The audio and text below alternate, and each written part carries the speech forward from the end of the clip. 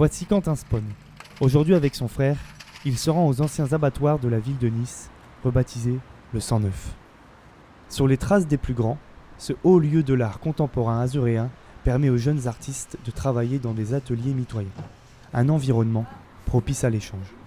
Le fait qu'il y ait des générations différentes, c'est un lieu quand même de rencontre entre artistes et ça c'est tout bénef quoi. C'est tout bénef au niveau de l'échange, c'est tout bénef au niveau de la culture.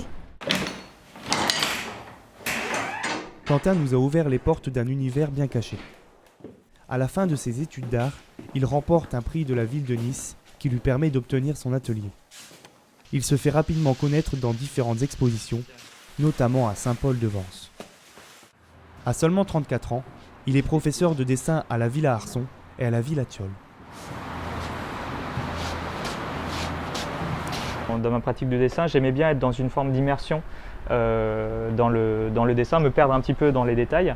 Et le fait de travailler sur du grand format en fait, favorisait cette impression vraiment d'immersion et de plongée dans le dessin. Par contre, il y a aussi des éléments qui relèvent plus de la culture populaire, donc du comics, même des fois de la bande dessinée. Depuis un an, il travaille la céramique sur de nombreuses figurines sur le thème du grotesque.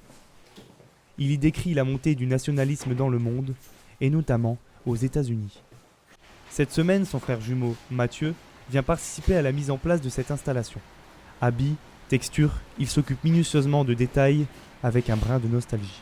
C'est quelque chose qu'on faisait un petit peu quand on était enfant, on se faisait des grands dessins et chacun on travaillait un petit peu sur sa partie et puis c'était vraiment des bons souvenirs.